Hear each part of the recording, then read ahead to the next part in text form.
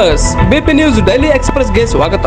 ಬಳ್ಳಾರಿಯಲ್ಲಿ ಸಿಸಿ ರಸ್ತೆ ನಿರ್ಮಾಣಕ್ಕೆ ಶಾಸಕರು ಚಾಲನೆ ನೀಡಿದ್ದಾರೆ ಎಂದು ಕಾಂಗ್ರೆಸ್ ಪಕ್ಷದ ಧುರೀಣರಾದಂತಹ ನಾರಾ ಭರತ್ ರೆಡ್ಡಿ ಅವರು ವಿವಿಧ ಅಭಿವೃದ್ಧಿ ಕಾಮಗಾರಿಗಳಿಗೆ ನಗರದಾದ್ಯಂತ ಚಾಲನೆ ನೀಡಿದ್ದಾರೆ.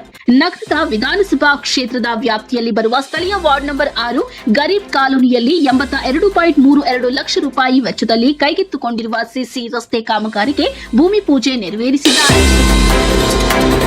ಬಳ್ಳಾರಿಯ ಕಾಂಗ್ರೆಸ್ ಕಚೇರಿಯಲ್ಲಿ ನೆಹರು ಜನ್ಮ ದಿನಾಚರಣೆ ಆಚರಿಸಲಾಯಿತು. ಧೀಮಂತ ನಾಯಕ, ದೇಶದ ಮೊದಲ ಪ್ರಧಾನಿಯಾಗಿ ದೀರ್ಘಾವಧಿ ಆಡಳಿತ ನಡೆಸಿದ ಏಕೈಕರಾದ ಪಂಡಿತ್ ಜವಾಹರಲಾಲ್ ನೆಹರು ಅವರ ಭಾವಚಿತ್ರಕ್ಕೆ ಪುಷ್ಪಾರ್ಚನೆ ಮಾಡುವ ಮೂಲಕ ಜಿಲ್ಲಾ ಕಾಂಗ್ರೆಸ್ ಸಮಿತಿಯ ವತಿಯಿಂದ ಆಚರಿಸಲಾಯಿತು.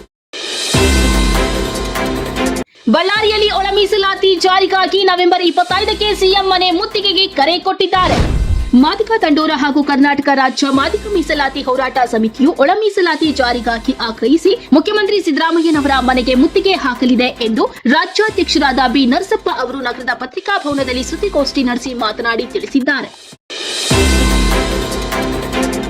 ಬಳ್ಳಾರಿಯಲ್ಲಿ ವಿಶ್ವ ಮಧುಮೇಹ ದಿನಾಚರಣೆ ಅಂಗವಾಗಿ ಜನಜಾಗೃತಿ ಜಾಥಾ ಹಮ್ಮಿಕೊಳ್ಳಲಾಯಿತು. ಜಿಲ್ಲಾ ಆರೋಗ್ಯ ಮತ್ತು ಕುಟುಂಬ ಕಲ್ಯಾಣ ಇಲಾಖೆ ವತಿಯಿಂದ ನವೆಂಬರ್ 14ರಂದು ಬೆಳಗ್ಗೆ 9:30 ಗಂಟೆಗೆ ನಗರದ ಜಿಲ್ಲಾ ಕಲ್ಯಾಣಾಧಿಕಾರಿಗಳ ಕಚೇರಿಯ ಆವರಣದಲ್ಲಿ ಕಾರ್ಯಕ್ರಮ ನಡೆಯಿತು. ಈ ಜಾಥಾವು ಕಚೇರಿಯ ಆವರಣದಿಂದ ಆರಂಭವಾಗಿ ಸಂಗನ ವೃತ್ತ, ರಾಘವೇಂದ್ರ ಚಿತ್ರಮಂದಿರ ಹಾಗೂ ಮೀನಾಕ್ಷಿ ವೃತ್ತದ ಮೂಲಕ ಜಿಲ್ಲಾಧಿಕಾರಿಗಳ ಕಚೇರಿಯ ಮುಂಭಾಗದಿಂದ ಮರಳಿ ಗಡಿಕಿ ಚೆನ್ನಪ್ಪ ವೃತ್ತದ ಮಾರ್ಗವಾಗಿ ಕಲ್ಯಾಣಾಧಿಕಾರಿಗಳ ಕಚೇರಿಗೆ ತಲುಪಿದೆ ಎಂದು ಜಿಲ್ಲಾ ಸರ್ವೇಕ್ಷಣಾಧಿಕಾರಿ ತಿಳಿಸಿದ್ದಾರೆ. ಬಳ್ಳಾರಿಯಲ್ಲಿ ಮಾಜಿ ಪ್ರಧಾನಿ ನೆಹರು ಅವರ ಜನ್ಮ ದಿನಾಚರಣೆ ಆಚರಿಸಲಾಯಿತು.